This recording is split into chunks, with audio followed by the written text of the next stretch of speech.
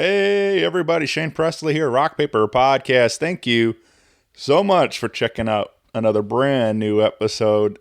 Truly means everything to me. I appreciate you guys listening to the show, whether you're the first time or a long time.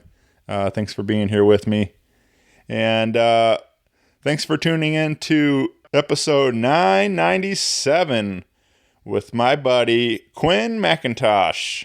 Quin stops by to talk about his new record, The Edge of Youth, and we play some live acoustic songs and had a lot of fun with this one. He brought along our buddy Steve Hagen also, who you may remember from Q Street. We had a good time with this one. Hope you enjoy it. Big thanks to Phat Buddha Studios in St. Louis for letting us hang out and record this one. Stop by there for all your recording needs. And big thanks to my buddy Mikey over there for his help. I do want to remind you, as always, Rock Paper Podcast is brought to you by Friendship Brewing Company in Wentzville, Missouri, serving up all your craft beer needs. Over 25 rotating taps, and you can come out and enjoy some beverages. They've got all kinds of delicious food, burgers and nachos and flatbread pizzas and pretzels and whatever you're into, all kinds of tasty treats for you. And you can enjoy some great live music out on their patio this fall. You can come out on Saturday, October 8th, and see Steve Kyle out there 7 to 10, and Sunday Mickey Scott 1 to 4, October 9th. The next weekend, October 14th, Matt Waltershed is out there 7 to 10. On October 15th, Buddy and Q.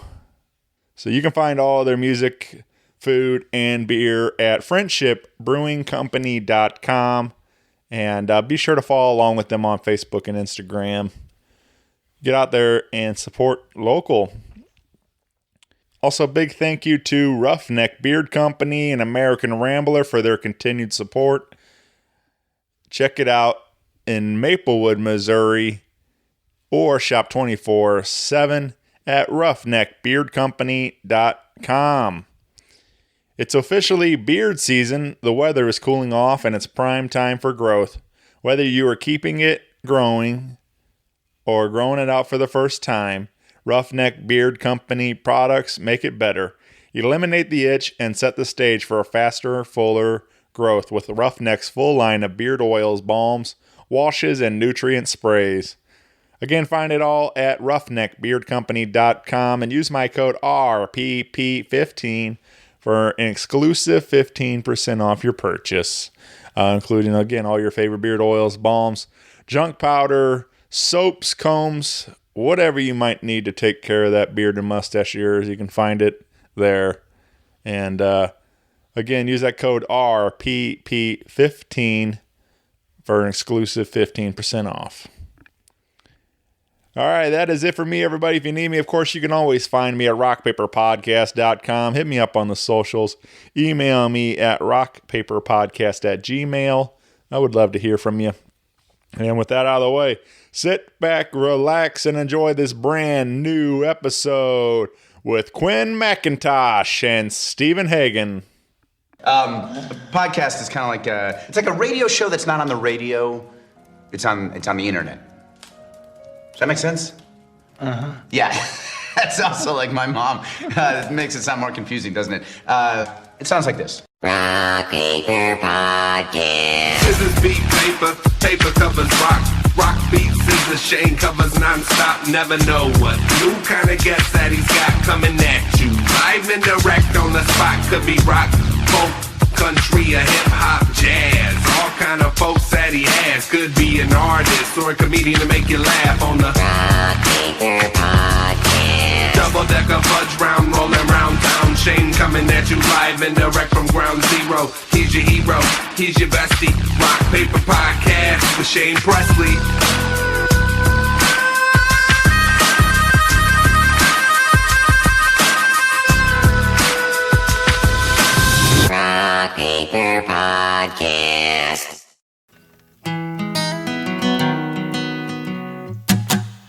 This one's called Mississippi at a Glance.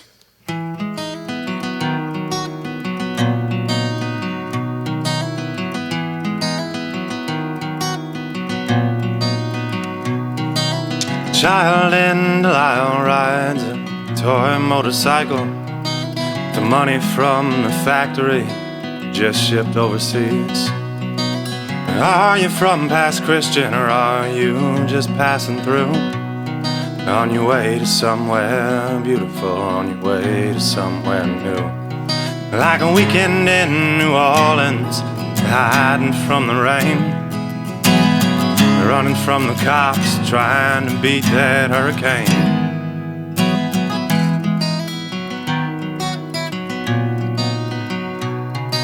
That old man sells his crosses, and he does not make much money, but he smiles 'cause he thinks you might be a little closer to God. Like a mother in the kitchen as her hands begin to bleed, she prays for the children that one day they will find peace.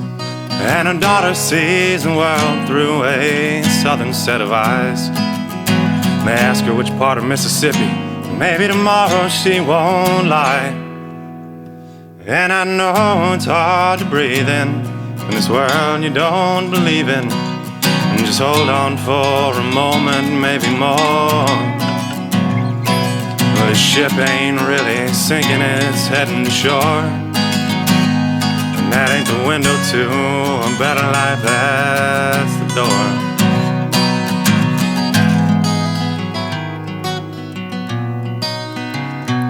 Well, in class they tell the students about how things used to be. And the refugee tells his mama, I guess things didn't have much to do with me. So he throws a rock in the river and he stands outside the hardware store and waits for the white man for $6 and maybe more. And the white man hangs his head and wished that things weren't this way. But his pension just went to war and $6 is all he has to pay. And I know it's hard to breathe in this world you don't believe in. Just hold on for a moment, maybe more. Well, this ship ain't really sinking, it's heading to shore. And that ain't the window to a better life, that's the door. Oh, and Joshua jumped the railroad track with the best chance we have, going 105 on a Friday night on a scholarship to the other side. And that northern wind, it bites his face in southern Michigan. He calls up mama from his room and says, one day I'll make you proud. She says, you already do.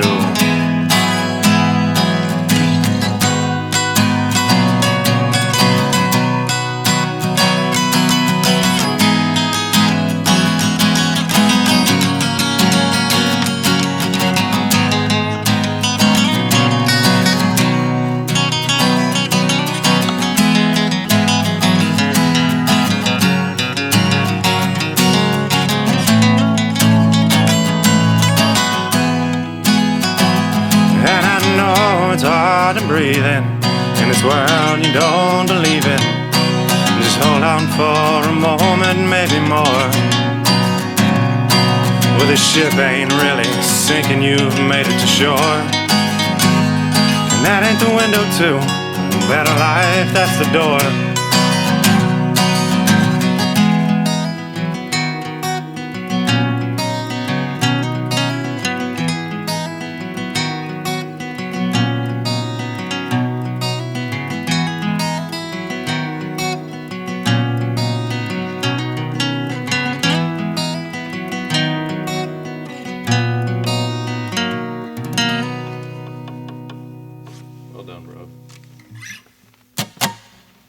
Hey everybody, Shane Presley here, Rock Paper Podcast, coming to you from St. Louis, Missouri. Hanging out today at Phat Buddha Studios with Quin McIntosh. Hey, welcome to the show, my friend. Thank you. Thank you. And also here, my buddy Stephen Hagen. Yeah. That's me. Yeah, That's who man. I am. All right. I'm really we're so glad to be here hanging with you guys. It's been probably way too long, I would say. Been a few years. Yeah. Yeah. So I'm glad you guys are back. Last time we were talking about the band, but we got some new songs we want to share, and Quin's getting ready to release his debut album. Yep. And so we got a lot happening. And I just thought this would be a cool time to sit down and talk, share some of these stories, and maybe play a couple acoustic. And so I guess, I don't know, I kind of always like to start at the beginning. I mean, I know you've probably shared some of the stories in various places over the years, but being that like the last time we were kind of, again, talking about the band, we didn't really kind of get to fully dive into a lot of your stories and stuff. So it kind of is, it started maybe the beginning, I guess. That's been in, but St. Louis always been home for you? No? Well, mostly. So I was born in New Mexico. All right. In Las Cruces, New Mexico in 1996. And at 11 months old, I have a twin brother, Colin. So at 11 months old, we packed up the family and we moved to Farmington, Missouri, which is an hour south of St. Louis. It's a small community. Lived there until I was 7. Moved up to St. Louis until I was 14. Got expelled from St. Louis public schools, and I moved back down to Farmington, where my grandparents lived. And I lived with them through high school, and then St. Louis has been home since then.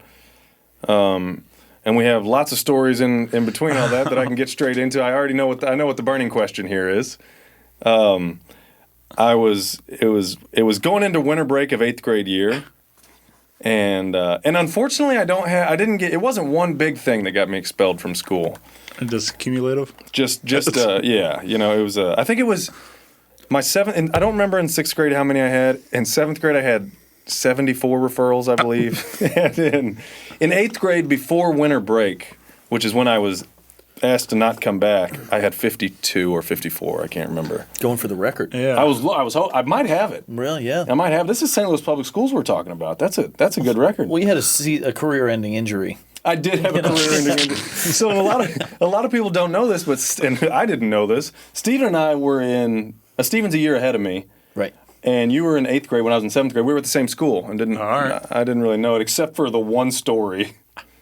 Oh, that's a good story. Go ahead. Okay, so the only thing I remember about being in school with Quin in middle school is that one time he came up to me and he was chewing a piece of gum and he goes, "You know where I got this gum?" And I was like, "No, I don't." He goes, "I took it Don't out say No, that. obviously, Yeah. yeah. But this girl we both knew, he goes, "I took it out of her mouth making out at Steinberg skating rink last night." This was easily 15 hours later, still chewing on this piece of gum. I was very proud of that gum. He was. I was very proud of it. I still have that.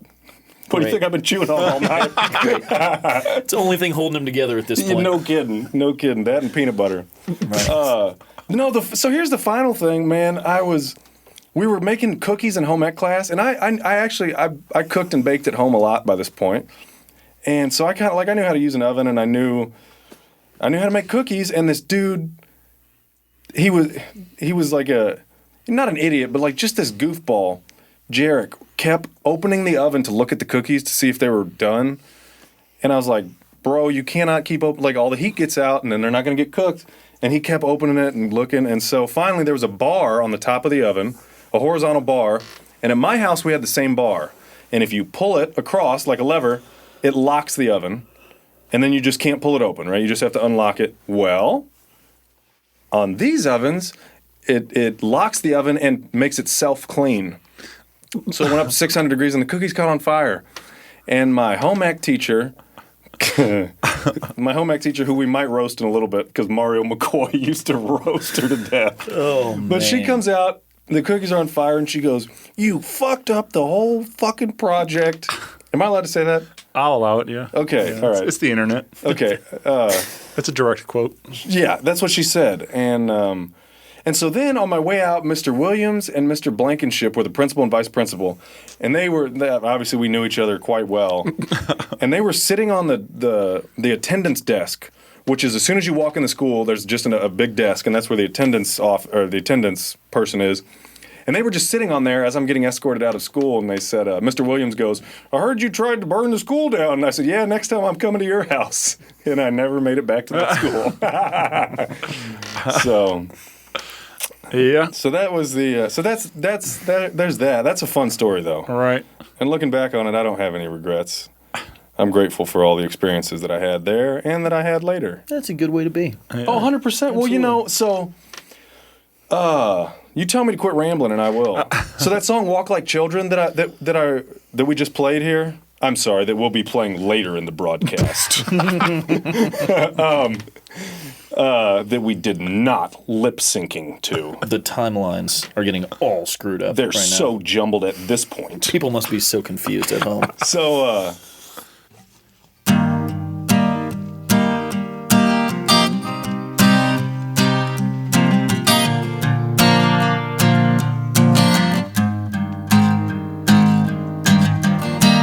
Put me in a movie, baby, what a sight to see.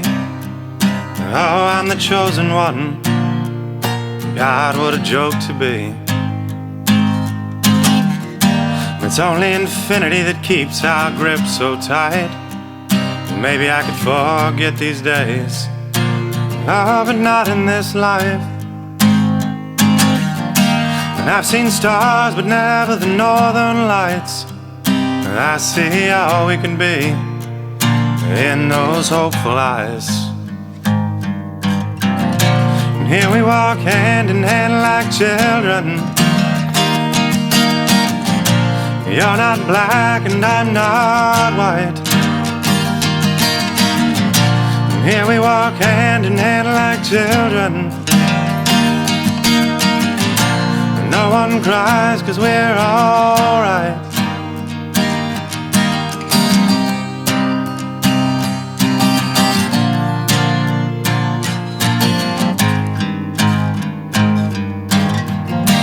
Paint me on the canvas of this generation. Oh, and draw me blind. Draw me an inspiration. And save a moment for our teachers. One for the soldiers, and two for the sinners. And let's walk hand in hand like children. Stay up late and laugh all day. And let's walk hand in hand like children. And Grandma smile, we're all okay. I don't know what's right or wrong, no. We've been waiting for so long. I don't know what's right or wrong. And take my hand and we'll be so strong.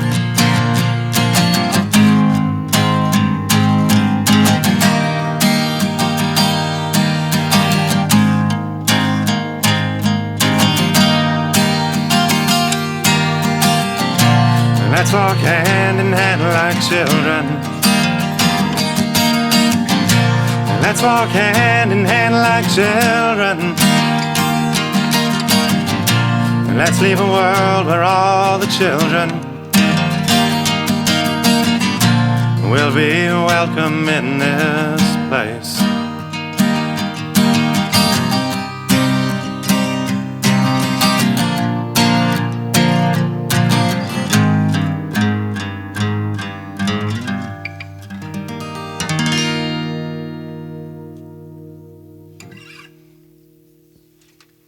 that song "Walk Like Children" is about my time at the elementary school I went to is called Dewey Elementary, and that's an international school.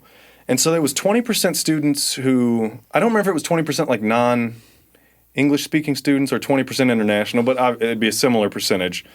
There was a lot of cool experiences there because my family was also, most of our friends were Iranian, and there were also a lot of Iranian kids at that school. And I remember one of the coolest things about that was every time, not that they were coming over here from seeking refuge from war, which is not cool, but we were 8 or whatever, and every time it snowed outside, we always had to go outside because all the kids from the Middle East and from other places too had never seen snow, and so that's a memory I'll always have is kids seeing snow for the first time, and that was super cool. So the song, what I was saying, the song "Walk Like Children." I went to McKinley Middle School. We both went to McKinley Middle School, and I didn't realize it at the time. And that's a mostly black school. And I saw a picture, like the school picture on the front steps of all the students of that year or of that whatever. I saw that years and years later, like when I was probably 20, which is when I wrote that song. And I had no idea that the school was. That everybody looked so different from me, and that's because I think 10-year-olds don't really think of that stuff, Right. And that that's a learned behavior that adults have and use, and we were just kids learning, like trying our best to learn cuss words. You know what I mean? Like that was all pretty much the same, and so I think if the world acted a little bit more like children and Sure. and shit their pants more often, we'd be in better shape. So Some of us are doing our part of the bargain. yeah, no kidding. It's PU in here, Steve. I do. That is one of my favorite things. Talking about learning curse words, and because kids cussing is hilarious to me. Oh yeah. Especially like when they try to but they get it all wrong, like the wrong order or You whatever. shit dams. Yeah, it's just like they just start making up new ones, and it makes me laugh. So Cursing and being good at cursing are two very different Very things. different, yeah. It's a learning curve. Yeah. Right. Yeah. I remember, obviously it's not the best by example, but there was when I was with my ex-girlfriend, and her nephew was 3 at the time, and they had the dog toys Kongs on the floor, and her dad kicked it one time, and he's like, "Oh, fucking Kong!" And so then her 3-year-old nephew walks up and kicks it too, and goes, "Fucking Kong!" Yes. And I'm I'm over there in tears, just crying, laughing. Great. It's one of the funniest things. And It's a hard one to untrain. God, and Yeah, right. kids just pick up anything, man. My mother, I think my mother tells a story of her mother sitting at the computer typing, and every time she'd mess up, she would just type and she'd go, "Oh, shit. So later, my mom sits down at the computer and just goes, shit. She was 19 or whatever. No, she was older than that. So obviously, kind of got in some trouble in school. And later. Yeah. Yeah. So what? You went to live in Farmington? You said with your grandparents? Yep. Yeah. Yeah, and that was a culture shock for one. I had lived in Farmington before, from 1 to 7, but I didn't. That's a much different experience from high school. And I moved. So I moved from very diverse and just a city to a very white. Kids drove their trucks to school with the Confederate flags in the back and playing. Dukes of Hazzard. They had everybody that could. Nobody had enough money. Half these people didn't have enough money to put gas in their truck. But boy, they'd save up money so their horn would do the Dukes of Hazzard. You know what I'm saying? Yeah, those trucks. Oh, yeah. The thing probably cost $900, but the tires are $4,000 and it's got the Dukes of Hazzard on it. But anyways, yeah, that was a big shock. It was just completely different than what I had, and a few things happened. One is, again, I'm grateful for that experience. I'm grateful for that experience. There's some regrets I have that I don't hold over myself too hard because I was 15, 14 at the time, and I wouldn't now take advice on those issues from a 14-year-old. So I try not to be too upset about that kind of stuff. But I like the way you said that. yeah, That's an interesting perspective. Yeah, don't take I wouldn't take advice from a 14-year-old on plenty of things, sure, but. And so that was, but in other ways, I grew up a lot. I started working immediately, rehabbing houses for my grandpa when I was there. I got into sports, and you could just go ahead and take your time if you need. That was bad radio, you guys. I apologize for that. Steve has a face for radio. But I got it. So I got into sports there. And I played basketball and I played football. And I found out that football is my one true love in the world. I'm a diehard Cowboys fan because my family is all originally from Dallas, so I come by it honestly. But I also got into I got very seriously into drugs and alcohol when I lived in Farmington, and actually even before I moved down there. But very seriously once I got to high school, and so that also, that's another thing I don't regret, but informed quite a bit of my life, and still does. Is that like just because the kids you were hanging with, or what was like? What do you? Nope. Nope. Just the wiring in my brain. You know, 20 of us would try something, and a couple of us would do it forever. And and then eventually it did turn into a lot of the people I was hanging out with, and luckily or for whatever reason, most of them have died now, and that's a reality of it. And I'm really grateful to be alive, and I'm really grateful to have the opportunity to help other people because. Everybody has their struggles, and there's all kinds of things. Yeah. Drugs and alcohol get I don't know, it's sexy in some ways, I think, but there's all kind of struggles, and I'm happy to be able to help people. Well, I'm glad you're here, man. Like I said, it was there's a lot as I was listening to your album. Like there's. You don't exactly. Sometimes you do, but some of it's kind of vague enough to where it's like.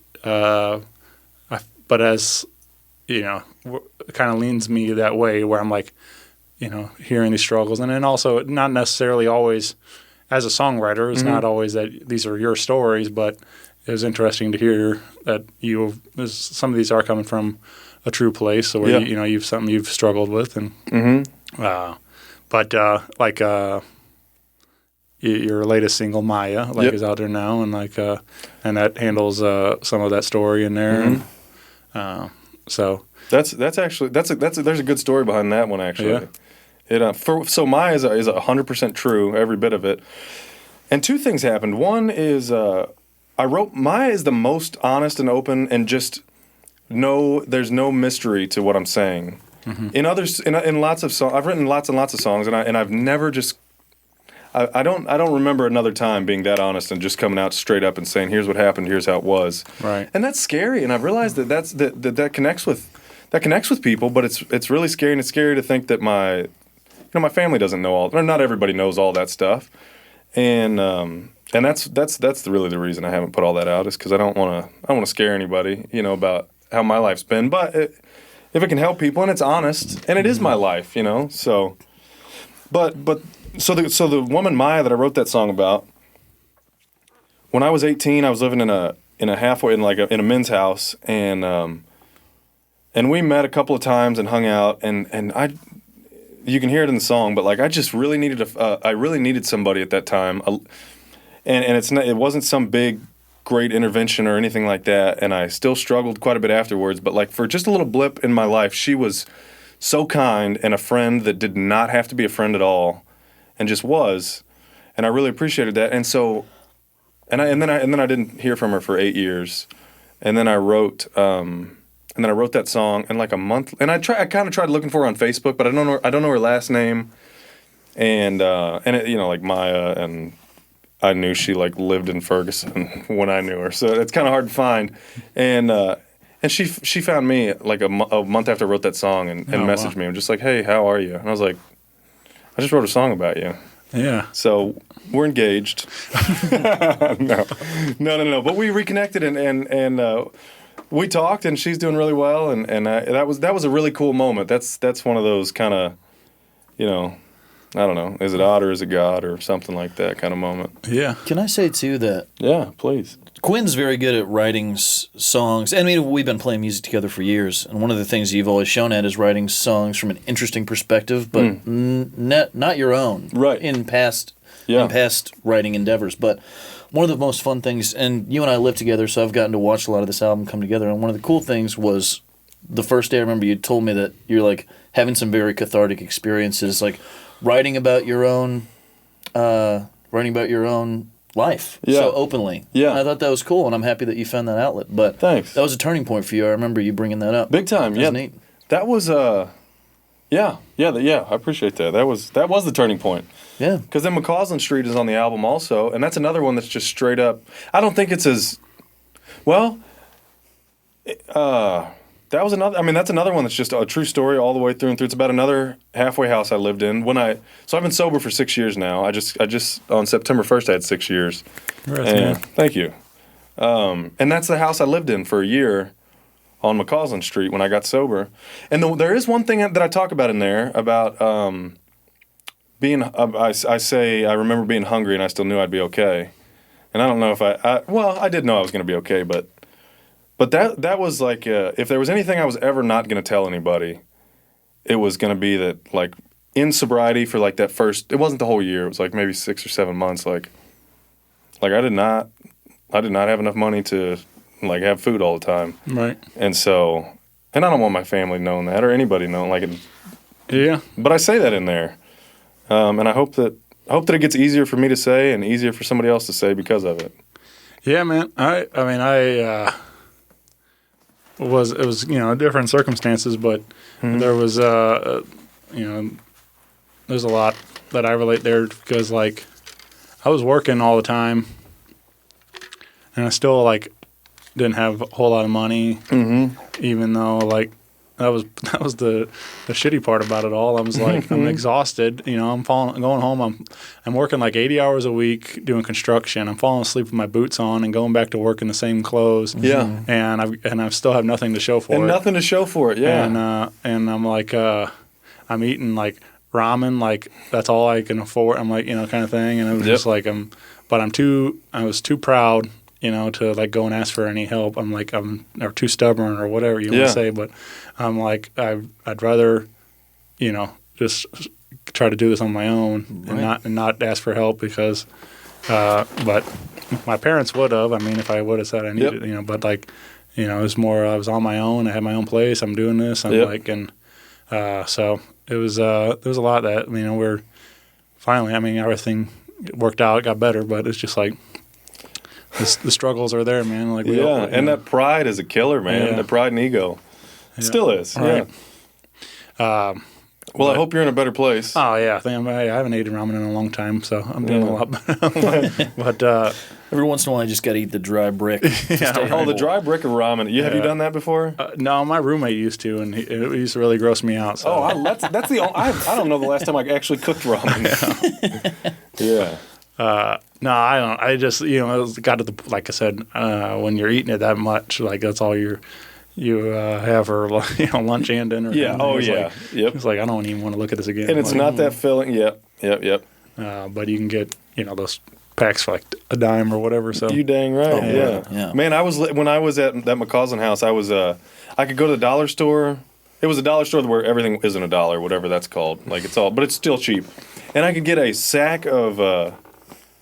Or not a sack, like a big can of beans and then rice, and I could do that. That was $11, and that would last. I could do the whole week. I would just make all the beans and all the rice, and I put it all in this one. I put it all in this one big bowl, like not a Tupperware, but a big bowl, and I just made it all together. And I had Saran wrap over it, and I would open that up and eat, and then put that up and. That was disgusting. That was so bad. Man, every once in a while, well, not every once in a while, like frequently, people were getting kicked out of the house because you have to get drug tested and you can't fail.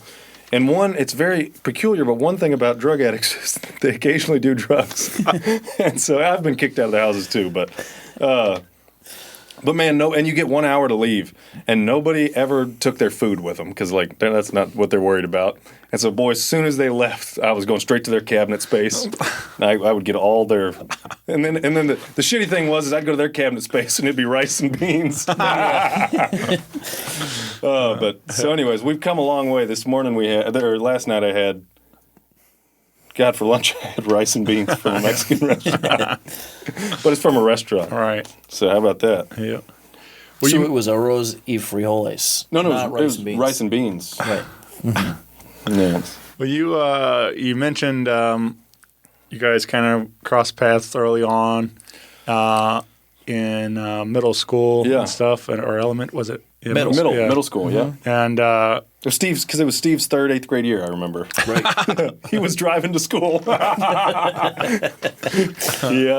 well, when does the first like idea of you guys writing music together and stuff and playing together and thing? When's that get started? Yeah. Years later after middle school. Yeah. So I was in like a little band 4 or 5 years ago, and then that kind of fell apart. And then I wanted to start a new band. I was talking to my voice coach, actually, Juliet Jackson, a wonderful angel. I was talking to her about what to do next, and she said, you need to play your solo music. And I didn't, and I said, LOL. And I said, I'm starting a band. And so that's what I did. And I got on Facebook and I said, I'm looking for a guitar player. So I'm like 20, I was like 22 and you were maybe 23. I think that's exactly Probably what it was. right, yeah. Yeah, we're 26 and 27 now. But so I'm 22 and I get on Facebook and I said, I'm looking for a lead guitar player. And Stephen got mentioned, because we have a lot of mutual friends, and Stephen Hagen got mentioned like 2 or 3 times. And I called a couple people that knew you, and I said, hey, what do you know about Stephen Hagen? And they were like, I'm not sure how he's doing right now, or not sure what's going on. And I was like, okay, I don't need any, I'm not looking for a not sure. And so I didn't call you. And because you had reached out to me on Facebook a few times and said, hey, let's jam. Yeah. And I remember texting back, I held down the shift button, I said, LOL. No, but then you messaged me again, and finally I called my brother, because my twin brother Colin went to high school with Stephen. That's right, yeah. Quinn went to Farmington, and his twin brother stayed in St. Louis. So Yep. me and Colin knew each other pretty well. We played soccer together all through high school, and Yeah. small high school too, so we just knew each other, yeah. Stephen you beat up somebody for Colin one time or something like that. I got red carded. I got ejected from a soccer game because Colin is now maybe taller than me, and just very in shape. He climbs. Yeah, He's a strong bastard, but he was very short in high school, and somebody was picking on him, so I just ran him the fuck over. And he got ejected. And for that, we applaud you. Yeah. Well, and based on that, I guess Colin liked me enough to recommend me as a dude to play music with. Yep. So I called my brother. I was like, hey, this dude, this real chump keeps messaging me. And he said, Stephen Hagen is one of the best people I've ever met. And I said, say less. And then I hung up on him so he couldn't say anymore. And I called Stephen, and we went to an open, was that open mic the first time we'd played together, or did we jam we probably jammed at my apartment once. yeah, because I knew songs Okay, that yeah. you had written. Yeah. Okay, so We jammed once or twice. yeah, and then went to an open mic and played a couple of songs. Yeah. And then just started jamming. And then the best story though, so that band is Q Street, and the best story about that band is how Mud got into the band. Can I tell that story real quick? Yeah, let's do it. Mud is the drummer, and we had found a bass player.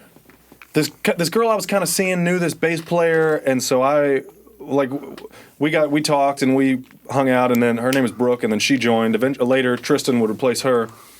But we were looking for a drummer, and drummers are notoriously hard to find because they're always hiding. And but I know that Webster University has a good music program, so I thought, I'll take a job. So I took a job as an usher at the Webster University theater at the Rep, because I figured the music students and the theater students would all cross paths, and sure enough, I was right. So Mud must have been there. False, he was not. So I start working at that job, and my boss is Katie Gilda, who is Mud's sister. Mud is Tyler Gilda. I just keep saying Mud. So Katie Gilda's my boss, and I'm 22 and I have some tattoos, and I obviously don't go to college. I don't look like these kids that are in college. And on my 5th or 6th day, she calls me in her office. She's like, "What are you doing here? You're not in college." She wasn't giving me a hard time. She's just like, "Why are you here?" I was like, "Honestly, I'm just looking for a drummer." And she's like, "Oh, you should call my brother." And I'm like, "Yeah, right, pal. Everybody's brother's a drummer." But anyways, I called him the next day. We hit it off. He's the drummer. He was the drummer in Q Street, and I quit that job the second I could. So got what you were looking for. got what I was looking. It was just I already had a job, and then I just took that at nights, and then I pieced out when we got Mud. Yeah. Did Tyler play on the record? Nope, there's no drums on the record. I didn't know if there was a little soft stuff, but yeah. I know it's mostly acoustic guitar based, and So was it melodic? Is that melodica on that? Some fun, some what is- fun, weird type deals going on. on the song "Right Away," it's a I can't remember Sam. So the record is produced by Sam Golden. God, I almost forgot his last name. I wanted to say Sam Aubuchon, who is the mandolin player for that one band. People are going to get so many unwanted DMs after this podcast. I'm pretty much blows not up. caring what you're saying. Name. So anyway, Sam Golden produced the records at Holiday Heart Studios. He also made this bolo tie. I'll show it to the microphone here. Jingle it around a little bit. There it is. And so he plays on Right Away. He plays some instrument that's got it's like an organ with a keyboard and an accordion. You play it on maybe melodica is what it's called. It's I think melodica is more like put it in your mouth on like. It ain't that. Yeah. He did bite it a couple times. No, it's what you play. It's he bought it from some yoga teacher who does it during live yoga sessions, which is like, LOL, yoga. But anyway. Don't disenfranchise your listener base.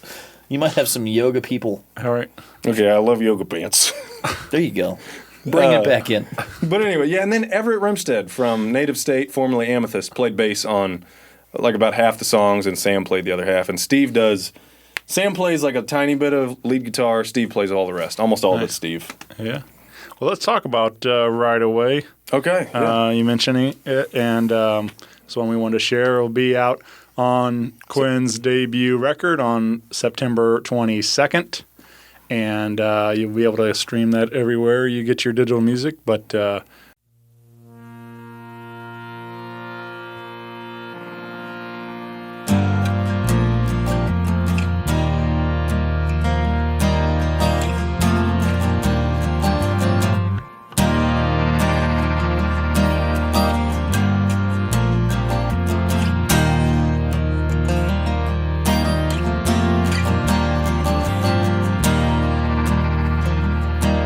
It was always the songs I thought I'd miss. Well, I never had a friendship quite like this.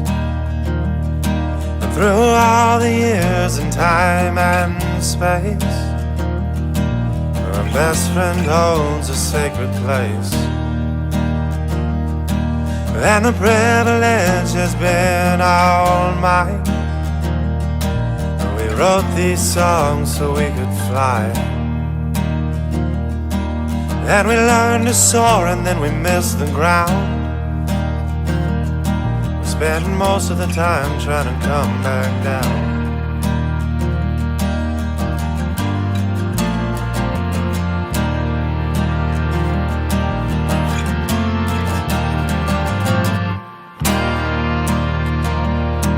And it looks like I'll be on my way. And the road still calls and I'm gonna play.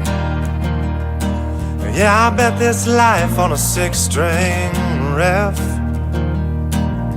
Every new city's like a new first kiss.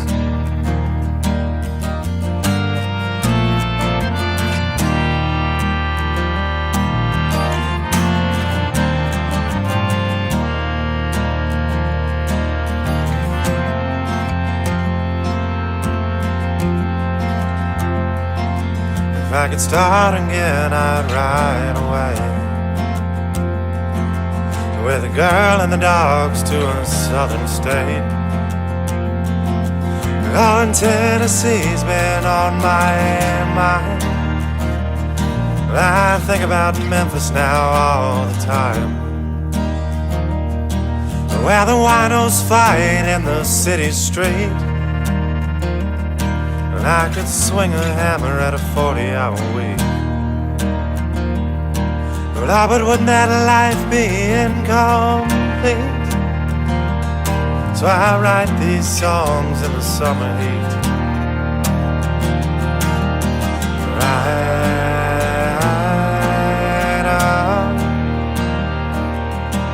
right away. Right on,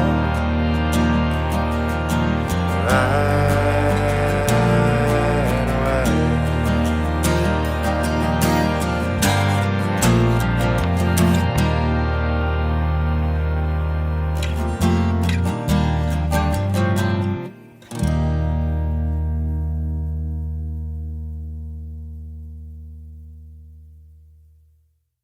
you said this one's loosely about Stephen? It is like the first like third or half of it is 100% about Steve. It's God, and I wish I remembered writing a little more. I wrote the chord progression and started writing down some little words, just little guys. Well, all he knows is little words. Big words are hard for him. All right, they are tricky. No kidding. No kidding. I had photosynthesis just this morning. Luckily, we had plenty of toilet paper. Anyways, yeah, the first half is about Steve and I. Well, Steve's my best friend, and the song literally says that, and it talks about. I guess you'll play the song here, and about what just what your friendship means to me and how great it's been, and it's been life-changing for me, for a lot of reasons, and for one, we've been able to. We don't necessarily write a lot of songs together, but I always think of it as writing songs together, just because like I've never put a song on a record that you haven't heard and given your input on. That's true. I sit on the couch and do homework, and yeah, and you'll be like, "How does this work?" I'll be like, "Yeah, that slaps, dude." You either be like that slaps, you'd be like, "Dog, you gotta rhyme. You gotta rhyme more." I'll get up and grab the guitar off the wall. What you need here? Yeah, well, okay. So in Mississippi at a Glance, and we're jumping songs, but I was trying to write that bridge, and Steve goes like, "This is what it's looking for," and he just goes and grabs the guitar and does it. So Steve's a songwriting credit on Mississippi at a Glance, but Right Away is it's also about we're getting ready to go on the road. At this point, I did not know Steve was going to go with me for this first run, but he's not going. You're not going after this. Right, until I force you to. Yeah, until we really get famous. Right. Until you really blow up and you need a live touring lead guitar player all the time. But then they'll send me some dork from Nashville like that dude tried to do. It's okay. I'll just give him a huge wedgie and send him back to Nashville. But it's about that, and it's about all the things that we've done together and how much I value that and appreciate the friendship. And then it's about the God, what's the my favorite line in there is, we wrote these songs so we could fly, we learned to soar, and then we missed the ground. Yeah. Which is sort of how, and my whole life is in flux right now as I'm moving towards being on the road a lot. Because as soon as we get back, I'm going to play that St. Louis show. Well, God, the day before that I'll be in Detroit, but then we're going to play the St. Louis show, and then I'm going again. And then we're doing this, both of us are doing this stand-up thing, and I think I'm going to do that seriously. Yeah. Which is going well, which is cool. But so the song, I keep getting off track. The song is about that, and it's kind of, and there's a little bit of it that's longing for just, if I could start again, I'd ride away with a girl and the dogs to a southern state, which, like, in my mind, that's what I want to want. Like, I would love to just want to do that, but I'd never be satisfied. So I'm going to go do this road thing for a while. All right. And I will miss you. And I'll be FaceTiming you pretty much every night. Pretty much all the time. I was talking to Shane. It's the most fun chord progression on the album, in my opinion, too. This is some of your best guitar work. Thank you, sir. Thank you. Yeah, it sounds real nice on the album, and can't wait for everybody to hear the rest of this on the 22nd. But like I said, you will be here in St. Louis, Missouri, October 15th at Blue Strawberry in the Central West End area, and you will be performing most of this with a full band, right? Yep, the full album. Yep. Yeah, man. And you're bringing along a special guest to open the show? Yeah, I am. Your arch nemesis. Yeah. Yeah. We don't even speak his name on this show. I'll give you a hint. It rhymes with Bat F. Basler. Yeah, Matt F. Basler is going to be opening that show. Yeah. He's smoke just poured out of Shane's ears. Right. Yeah. Say that. If you guys could see this. Yeah. Yeah. Yeah, it's gonna be a fun night. I'm excited. And then is Matt doing a solo acoustic? Yep. Solo, just him, acoustic guitar, and hoochie daddy shorts. Yeah. I mean, that's all you need. That's all you need. Yeah. It's fun because it's something different because he does a lot of stuff with the band lately, and so it's gonna be interesting to see him, doing more of an acoustic thing. And so but bring your tiny gold shorts and your jean jacket and Yes. have a good time. Yes, and there will be merch there. Stephen and I are actually running a presidential campaign. Oh, right. So That's you right. can get McIntosh Hagen for president. What's our tagline? It's on the shirts. Boobs, bribes, bullshit 2024. You damn right. You damn right. Yeah. Making America great again. Yeah. Is that already taken? I don't think so. Did somebody do that? Some indie label took that already. Yeah. Well, let's talk about a live acoustic one we did here. Sure. And one, I mean, I listened to the record on the way over, and this one caught my attention. And I mean, obviously, being friends with you guys for a while now, and meeting you through Q Street, and learning some of your songwriting then, that was like hearing Robert O'Keefe. Yeah. The first is like kind of what I guess your debut as a As a singer-songwriter. solo singer-songwriter and stuff, which I was like impressed by that. And then to hear my hearing like this raw truth coming out and stuff, and like so like hearing and seeing the progression of you as a songwriter is really like been cool to see. And then like this record obviously is very well documented on it. It's like but hearing the talk, like it was another one. I was like, man, damn, like that's like, and this is some of my favorite kind of stuff, like these like stories like that. Like, Sure. That's what I love about songwriters, and like hearing. So this was pretty, pretty heavy. Like, there's a lot of emotion in there, and it's something, I mean, obviously there's a lot of these kind of soldier songs, and they always get me. Every one of them gets me, and they're always tearjerker kind of things. And so this was really cool to see you and Steve doing this one live in studio today. But your family like I think I've got the time. Do your kids make you proud, just like mine? My daughter's 9 years old, you know how they get. For all the people I love, she's the one I'll miss. And I couldn't hate you, even if I tried. One's a winner and one's a loser in this war. But you're a soldier, and I'm a soldier. Thanks for this talk.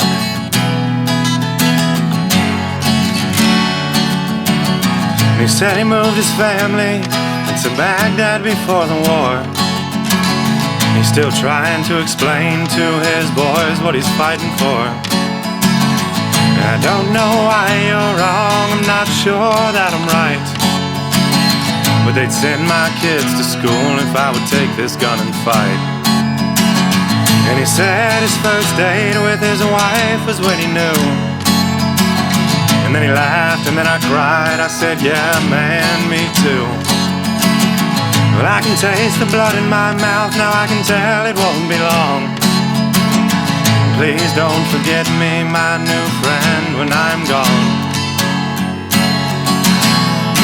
I couldn't hate you, even if I tried. One's a winner and one's a loser in this war. You're a soldier, and I'm a soldier. Thanks for this talk. He said, I'm so sorry that only one of us will fight another day.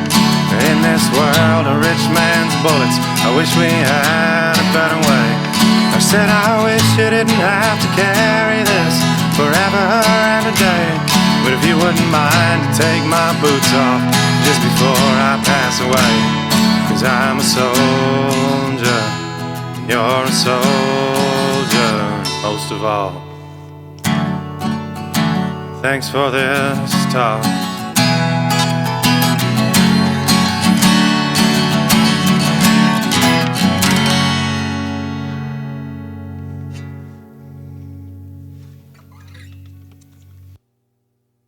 Does this come from a personal place or anything? Like, where does this song come from? Sure.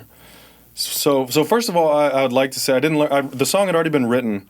My brother Colin, who is my hero, says he said not long ago that if a war movie or book or whatever leaves you wanting to go to war, which a lot of them do, then it has not served the correct purpose. If a war movie leaves you thinking that war is awful, it's done its job. Right. And I'd written this song long before he said that, but he often has words for things that I can't think of because he knows bigger words. Again, it's just something that he and Steve do that I struggle with. And no, so the talk I wrote in the basement of the Nana house, which is where we live right now. And I just had this. I don't know where the idea was, but it just came to me that because it's an Iraqi soldier who shoots an American, and the whole idea behind the song is that he shoots him, and then they just sit there as the American dies from being shot, and they just talk and realize that their lives are very similar. They're fighting a rich man's war. They're fighting so that their kids can go to school.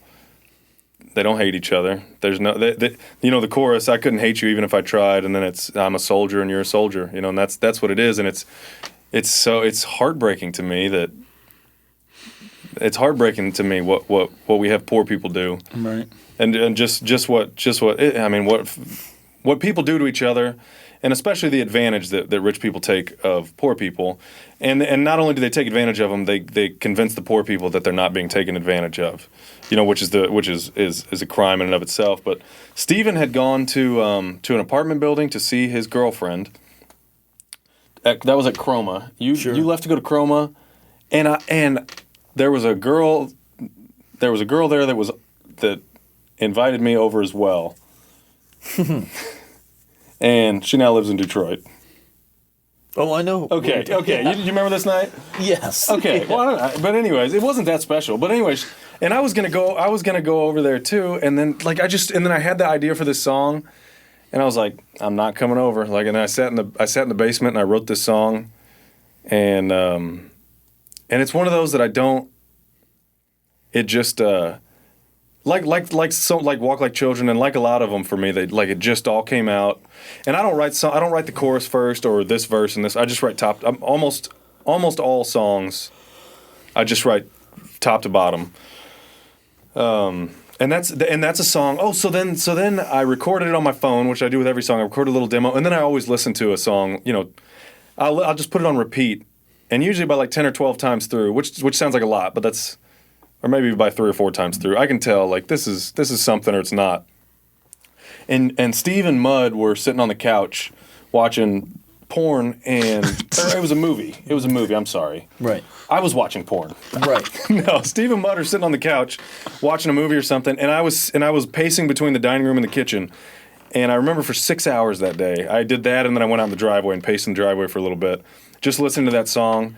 And it's one of those. This happens every once in a while where I was like, I can't believe this all went together and it all works. And then I was like, okay, but hang on, does every piece of this story work? Does every little, at the end, there's a twist. Not a twist, but at the end something happens, and I'm like, does that still work with the rest of the song? And I'm like, holy shit, it does. And I sent it to my dad. And every once in a while I send him a song, and he called me. He and his wife called me, and they were both bawling. They were crying their eyes out. My dad goes, you can never sell that song. I was like, that's not very nice. And he's like, no, that's just too sad. He's like, but that's it's perfect. And the one thing he mentioned about that is that I started the song, which I think I do often, I just don't think about it, and I started the song in the middle of the story. I just throw you right into the action, which, honestly, kudos to me. Well done, Quin. The other day I walked in, Stephen and I were listening to Mississippi at a Glance, I think, and the guitar solo comes on, and Steve goes, boy, get him, Steve. Tell him, Steve. Tell him, Steve. Dang. Yeah. What mentioning your dad and Robert Earl Keen, you talk about him a lot, and I just think that's a really cool story that kind of talking about that you share in the song, and then the fact that following along with you that you got to tweet back and forth with Nan and stuff, and I just thought that was cool that you actually got to experience a little bit with him, and even if it's just Twitter there, but thing, but that he shared it and stuff, and and then he just hung it up, right? Retiring. I think he's really sick. Yeah. Yeah. Oh yeah. He's from this last Robert O'Keen we're talking about on that last tour. He he started off standing for all his shows, and by the end he was sitting with an eye patch. Yeah. So, which is a bummer because the last time I went to see him, he and his wife emailed me back and forth a little while, all right. and they really liked the song. They were touched by that, which was cool.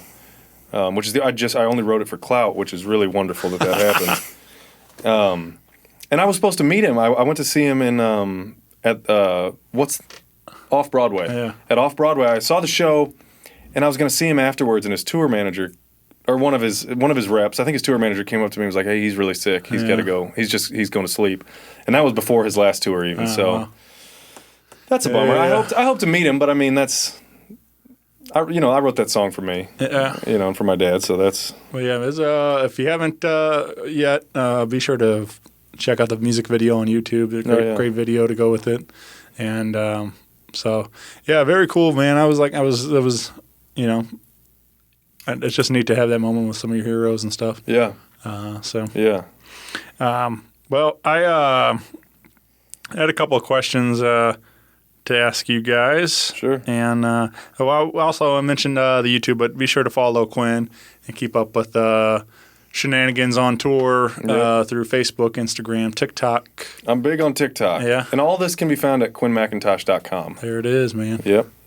And but yeah, we'll get plugged in on the socials and follow along. And all right. So being that you guys are buddies and I was had a fan question submitted asking you guys if you would could share your most embarrassing story about each other. Oh, that's a good question. Where do I even begin? Oh, go ahead, Buster. My most embarrassing moment is having to be in public with Jim all the time. Oh, this isn't embarrassing. We pull a lot of pranks on each other, though. Oh, yeah. Prank.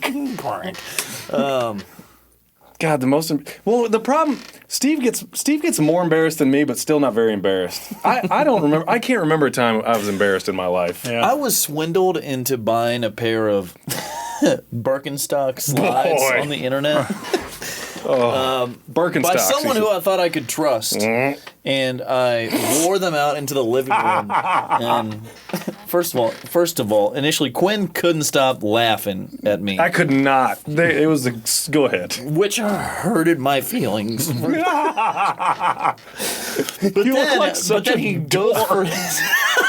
But then he went for his phone, and I had to run and take him off before I got posted all over the internet. I wasn't and gonna ridiculed. Yes, I was. Dog, you looked so bad. There's a picture of me from a few years ago. I lost a fantasy football league I was in, and as punishment, I had to stand outside in February for a half hour in a dress with a sign that said, "I don't need money. I just suck at fantasy football." And that picture came up the other day, and Quin was like, "Send me that." And I was like, "No, we're not having that plastered all over the internet either." All right. For April Fools, this is not the most embarrassing thing, but we're always pranking each other, and Steve's really a good prankster on April Fools. So like one year I come home and he and Mud have put every piece of living room furniture in my room on my bed, and then they pulled it up to the door to shut it. Yeah, so I couldn't even open the door, which was, by the way, I never got to tell you that. You're a real jerk off for that. That was really selfish of you to take all the living room furniture. I was pissed too. No, brother. I was pissed too. Because then he and Mud couldn't sit on the couch and watch porn. No, but then this past April Fools, I'm like, I was helping my buddy build some planner, like some garden planners, and I was like, I know I'm going to come home and Steve is going to have done something, so I have to counterattack.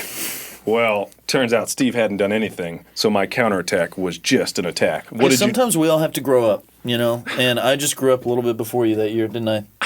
No, you didn't. No, you did not grow up. You were working or something, you idiot. I'm grown. No, if you don't have any good ideas, just say that. So anyways, I'm at my buddy's and I was like, what do I do? And his wife goes, I have this can of liquid ass.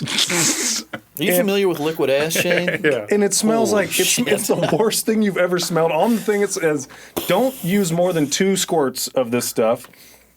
And so I take a shower, and then Steve's going to shower next. And so I get the bottle, and I spray about 50 or 60 squirts in the shower. And I got it all on video. And I leave the shower, and Steve goes into the bathroom, and he goes, dude, dude, bro, did that come out of your ass, bro? That's the worst thing I've ever smelled, bro. And I was like, I think I said, did a horse take a shit in here? you did. You said it, horse. Okay, so then like after about 5 minutes, I finally tell him, and then we like bleached the whole bathroom, but it's still terrible. It's still so bad that we had to go out to eat that night. We couldn't eat dinner at the house, and then we came and we left the windows open and stuff, and we came back, still bad. It was bad. Still ass. And the whole time at dinner, I was so paranoid that we stank just from being in the house. Right. God, Oh, that's when we went to the Mexican joint, and the singers came up and sang to us all night. There was a guy good. with an accordion and a guy with a guitar walking around like serenading tables. And then at the end he goes, boy, you smell like ass. He said, why don't you go sit on the couch and watch porn? Oh, God. Okay. Yeah, so that didn't answer the question. I think my finest work on April Fool's Day was when I TP'd everybody's band equipment in the basement. Yeah, everybody came home to completely mummified instruments. And then I had the one piece of toilet paper draped across my stuff. One strip of toilet paper. because I got hit too. Yeah, we're like, who could have done this? You're like, I don't know, because it happened to me too. Oh, and I wrote Tristan did it on a piece of draped over my strum. So. Yeah, that's good. That's good. We have a good time at the house. We have a good time. Most of the time. I've been pantsed in school a bunch. Not a bunch, but like a few times. That's not super embarrassing, but like. Oh, I was like, where did that even come about? Embarrassing. Oh, embarrassing. Stories? Yeah. And I was like, and then everybody was like, not the 2-inch hammer, and then I pulled my pants up really fast. So that's what they used to. That's what they still call me. Well, you shared some early stories and maybe, obviously no regrets but you learned some things along the way. What would you say would be both of you guys? What your greatest life lesson you've learned through your stories? Sure, I'll start and tell you Steve's greatest life lesson. Yeah, and it also ties in with the most embarrassing. Oh, Jesus Christ! So the other day I come home and Steve has made and eaten 4 double hamburger patties on white bun bread. So 8 pieces of white bread. Were they singles or doubles? I think I just ate 4 burgers. Oh, just 4. So he eats 4 hamburgers with cheese on white bread. No, they were burgers and they were garlic cheese hamburger. It was like all built in to the patty. God, they were good. And then anyways, God. I get home and Steve's just laying on the couch, like all slumped over, and I go, and he's got his arm over his face, and I said, of course I get it on camera. I said, bro, what happened? He goes, I made a mistake. I was like, what did you do? He's like, but it was so good. So he said, surely you did not. Yeah, surely you did not eat 4 hamburgers on 8 pieces of white bread. He goes, but it was so good. So good. So anyways, he does that like once a week. So I was going to say life lesson, but that's just embarrassing. That's not a life lesson. Sometimes when I go to the grocery store, I get hamburgers and I cook dinner for both of us. And Quinn will no longer be allowed to have my hamburgers. Oh, that's funny that you would say that because you can't have my hamburgers no more. All right, wait. Right, greatest life lesson. Greatest life lesson. I think the greatest life lesson is to not regret the things you've done. Like don't regret things you've done. I don't wish that I'd gone to different schools. I don't wish that things had not happened. I don't wish I hadn't been like robbed 42 times when I was a kid, but what are you going to do? Because that all made me who I am, and I'm really good. And so I would say, yeah, that's what it is. Don't shut the door on the past. Yeah. It's a teacher. Yeah. All right, Steve, top that. Steve says, always restring your guitar before a show. If you have to wipe 0 times, you still have to wipe 2 times, just to be sure. So true. You have to wipe, what is it? You have to wipe twice to find out you had to wipe 0 times? You have to wipe twice to find out you had to wipe once. Is it first time wiping? Yeah. Why don't you wipe that smirk off your face? All right, I'm sorry. Go ahead. I'll never interrupt again. I don't believe that for 1 second. Go ahead. Can you hear him getting ready to interrupt? No, not now, because now the time for the joke has passed. Go ahead. Thank God. All right, we waited this one out. But it's just funny that. Go ahead, jackass.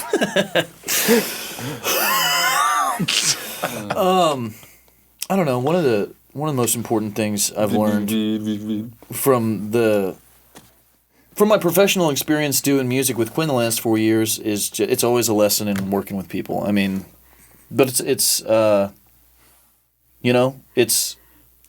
to appreciate what others bring to the table. You're not always right, and it's a good lesson in collaborative work. Experimenting with things that are out of your comfort zone. And me and Quin working together still to this day, it's a lesson in working out of my comfort zone. Quin's a little more fucking spur of the moment, and I'm a little bit more of a planner. And I think we balance each other well, but sometimes that gets stressful for me, and I'm sure I get on his goddamn nerves sometimes too. Big time. But it is like, yeah, but if you weren't around, I would have a million ideas and they would go nowhere. It's yin and yang. And if I was around, you would have no ideas and they would go nowhere. No. And if I was around, you would just practice the same notes over and over and over and over and over and over and over. I don't know. Yeah. I think I'm luckier to have you around than you are to have me around. I think so too. I agree. I wrote a song about it. Yeah, man. Yeah. Steve wrote a song for me on my birthday one year. I did write a something song. About the one place I must hold my congratulations is your failure to lose your virginity. Yeah. Which that was when he wrote that when I was like 24, and I just want you to know that as of 19 months ago, that's no longer valid. I think the last line of the song I wrote for your birthday was, "But me and Mud are still older than you, so we can beat you up." Right. Chill the microphone in your muscles, loser. Did you? Okay. Did you say something about that I was in a story or something? Yes. Well, that's right. Well, kind of. So, oh man, you really put me on the spot with that. I know you like Gary Clark Jr. a lot. All right. I know you go to his shows, and I know you make funny posts about his thing. And I know you were talking to Tony Willingham about Gary Clark, about Gary being one of the best, because you saw him backstage.